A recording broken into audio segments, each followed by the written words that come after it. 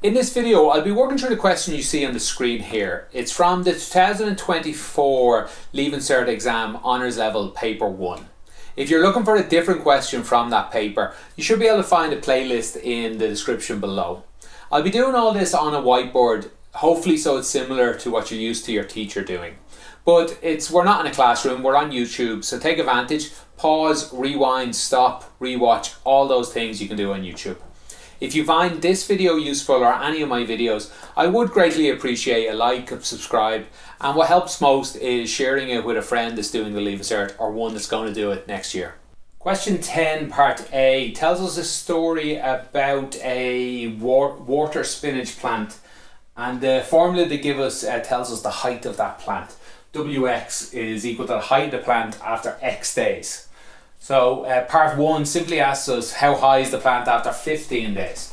All they want us to do there is put 15 in for X. So let's write all this out and then we'll just do it in a calculator. 1.5 times 15 squared minus 0.025 15 cubed. Put that in a calculator, just be quite careful with it. And then the answer, they want to the nearest millimetre. So 263 is what I got. Yeah, that's all. Oh, sorry, there's a part 2. Part 2 simply wants the derivative of W. So just differentiate here. The derivative of a number is 0. Derivative here, it's 2 multiplied by this, so that's equal to 3x, and take 1 away from the x squared, so x to the power 1. And again here, this 3 comes down and multiplies, minus 0.075, and we take 1 away from the x cubed to get x squared. And that's it, that's the derivative. Okay, on to part B. In part B they give us a different function, what's the height of a plant again, and they already give us the derivative of it, p prime x, and it's equal to this quadratic formula here. And the story doesn't matter. It doesn't matter that it's a plant. It doesn't matter that it's a derivative either. All they want to know is when is this bigger than, so when is a derivative of p bigger than 24? So really they're just asking about this quadratic being bigger than 24. This is just a quadratic expression, or a quadratic inequality, I should say. So let's write out what they're really asking us. You don't really need any of the storyline at all. Minus 0.078x squared bigger than 24. This is what we need to solve here. There's a couple of ways to do that. Both of those ways revolve around finding the critical answers to this. By that I mean just pretending this is an equals. I'll explain more with a picture, with a bit of drawing later on in the question. But however you're going to do this question, you pretty much always want to turn it into a normal looking quadratic. Again, with an equals 0 here. So we're going to move 24 over that side. In fact, we'll probably change the signs of all of them. And we'll get a quadratic 0.078 x squared. If we change the sign of that, that'll be minus 2.73x, and this will come over here, then change signs, we'll be left, let me just double check my notes on that one, we will be left with plus 22.9 and equal 0. So if we solve this one, and we don't have to worry about the fact that I've multiplied everybody by a minus to change this, because we're just going to ignore the greater than, or it would have turned into less than when we multiplied by a minus. We're just going to solve this quadratic to find out the important points in this question. So go ahead and solve this. Use your minus b formula. I'll do it quite quickly here because we've a long question to go. But the answer to this question would be x is equal, let's see, well yeah, let me write, minus b plus or minus b squared, the square root of b squared minus 4ac all over 2a. And in this case, a is this number here, b is minus this, and c is this. We put all of that in, and yeah, I'll just skip down to the answer. We'll get x is equal, yeah, let me write in this part, 2.73 plus or minus 0.555 all divided by 0.156, and if we do this question out twice, we get it to the nearest whole number. We'll end up that x is equal to 14 or 21. Okay, there are critical numbers in this case, but now we sort of have to go back to thinking about it being a quadratic, greater than or less than. And here's where I'm going to diverge a couple of ways to answer this question. The easiest way I think to answer it is to draw a picture of this guy. This guy here, just a very rough picture. It's like 24 is over this side. This is a minus x squared. So a very rough picture of that is that. That's what a negative x squared looks like in an image of it. And then we're going to draw a picture of 24. 24 is a straight line. Looks like that. So really what this is saying is, when is this bigger than this? And what we solved here when it was equal, here's the equals. Here's the two equals points. Sorry, just to point out, if we had got no answer here, that would have meant that the 24 was up here. That'd be a different question. But no matter where 24 is, it would look roughly like this. Again, it doesn't have to be exactly right, the look. But the idea is, this is, I don't know where the x-axis is, but that's 14 and that's 21. So we can actually just answer the question now. When is this bigger than 24? Well, the answer is when x is bigger than 14 or less than 21. That's how I would answer the question. I'd find the important points by putting equals in, and then I would use a bit of a logic, a bit of drawing to define the answer. Another way to do it would be, imagine you didn't have the picture. You got these two numbers. It would be to think 14, 21, and this number line has three important points on it. Everything less than 14, everything between, and everything greater than 21. You just test some of those numbers. So something smaller, what's a number smaller than 14? A very easy number is 0. And put 0 in, we'll test it. And this pair. We're left with 1.1 is greater than 24. That's not true. Then find a number in between these two. Any number you want, say 16. Put 16 in on a calculator into all of this and find out, is it bigger than 24? You'll find it is. And again, a number bigger than 21, 100, a million. Hell, you can just think of a billion. This number will dominate. These two won't matter, because a billion squared is so big. Multiplied by a minus, this will be a really small minus number. So it's not bigger than that. So that's a no as well. Again, doing it this way would tell you that x has to be bigger than 14, less than 21. That's the correct answer again.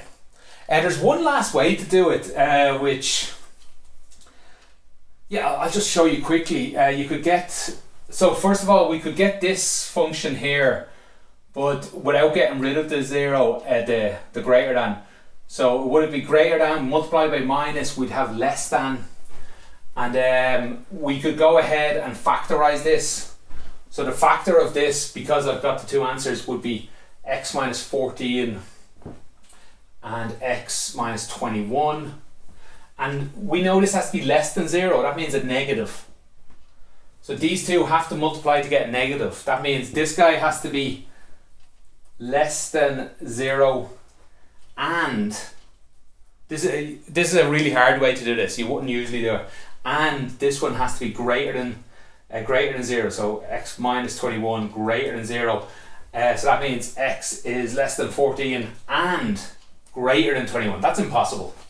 Can't be both of those. So that's wrong. The other possibility is this guy is greater than 0 and this one's less than 0. But for both of those to be true, this has to be true. So that'd be the other way to solve it. This is very useful if it's not numbers and it's letters and it's you'd use something like this if you were in college trying to prove something. But really in the Leaving Cert, one of these two ways should be fine. Okay, hopefully I answered that. I think I probably made it more difficult than it is. You can practice these. There's lots of them in your book. Look up online quadratic inequality. They're very similar every time. They are a little difficult, but they're very similar every time. So you can just practice.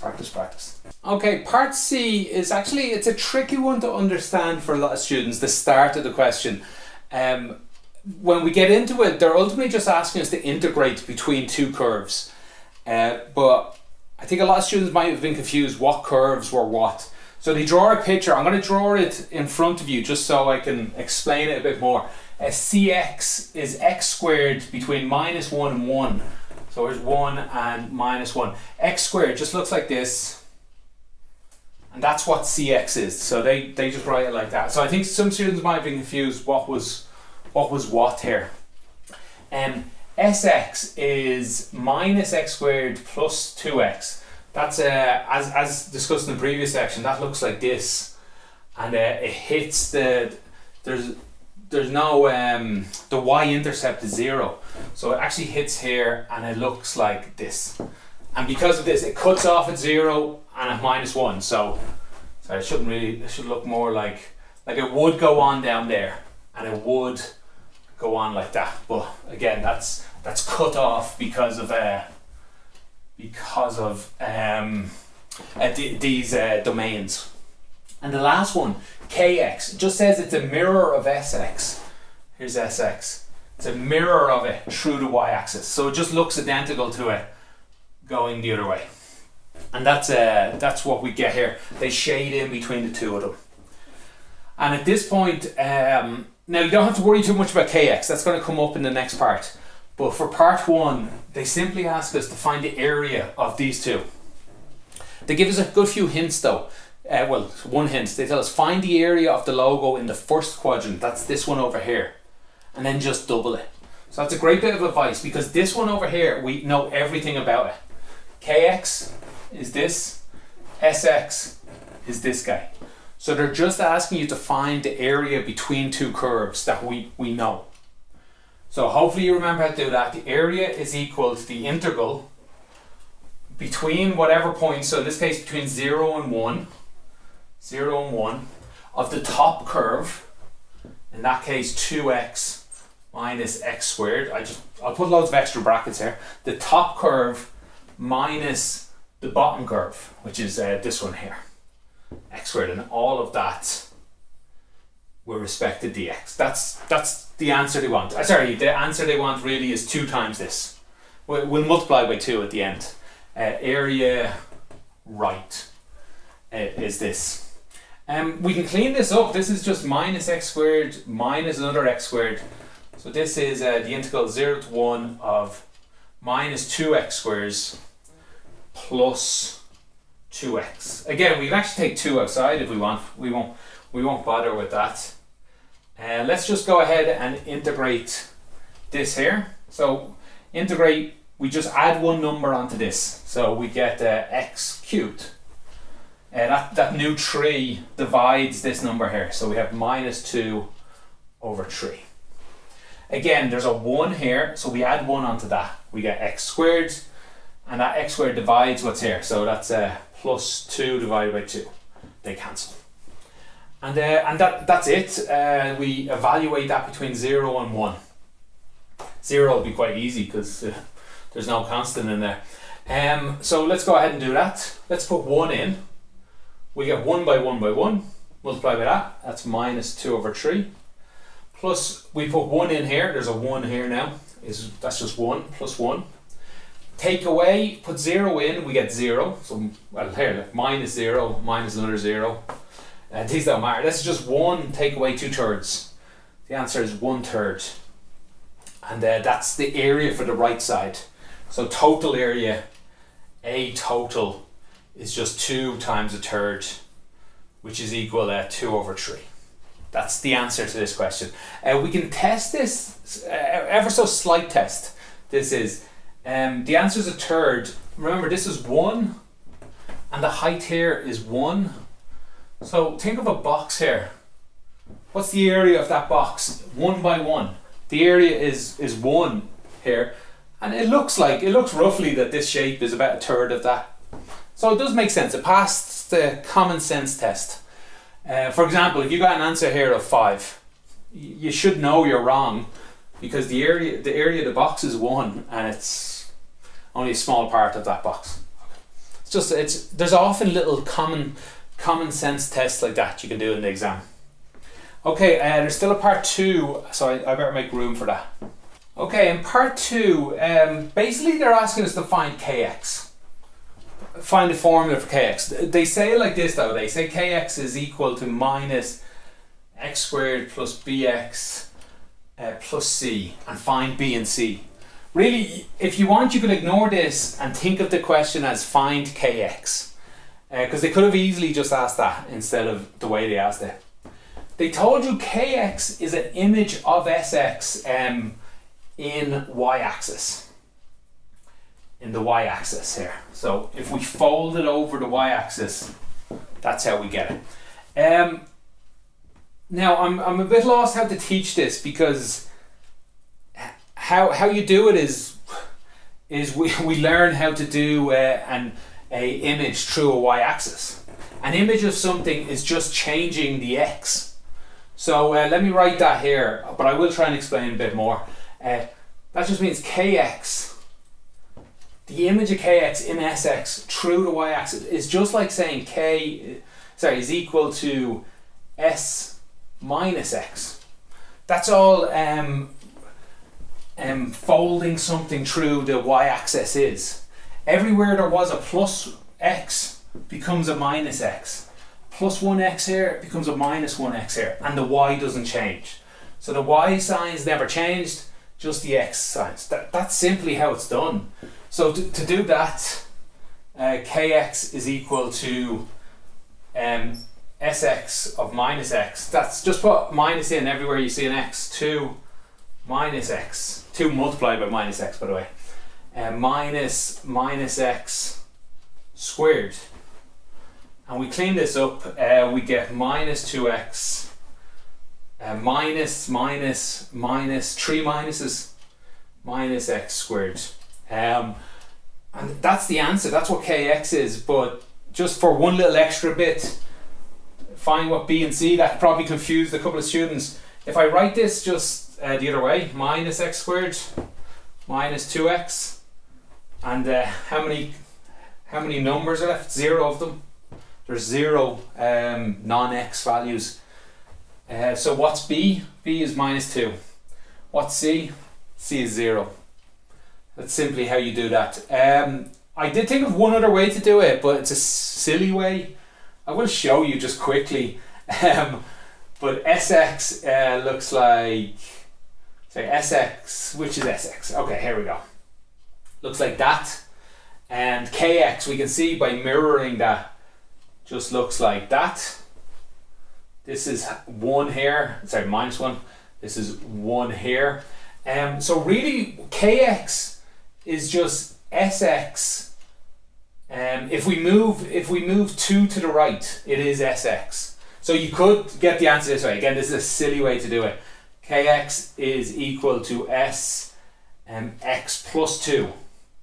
So if you put x plus 2 in here, you'll get the same answer out. It's a silly way to do it. I just thought I'd show it to you. Yeah, okay, let me clean this off and we'll do part D. Okay, on to part D. Now, part D is really confusing to understand the question. Once you understand the question, it's actually quite simple. So I'm guessing I might have a few viewers here who are just like, what's going on? How do I do this? I'll do my best to explain it, but fortunately there's a lot of English in this question. It's more of a brain teaser or figuring out what the question is. It's not really an easy one to teach. But anyway, they tell a story about a company that sells plant food, and they sell a bag of this plant food for p euros. And then they end up saying they have two options. Two sales are coming up. Option 1 and option 2. And basically they set out a deal in option 1. The deal in option 1 is 10% off the food and money off. So the plant food was P, you're going to get 10% off that, and then you're going to get €4 off the value of that. They just don't tell us what any of these numbers are. But we can write them down as an algebraic expression. So in option 1, they're going to take 10% off the price of it. So 10% off is 90%. So they're going to pay you're going to pay 90% of P in option 1, and they're going to take away or. So again, we don't know what the numbers are, but let's just make a number up. It's €50 for plant food. I was thinking dog food. Maybe it's €10 for dog food.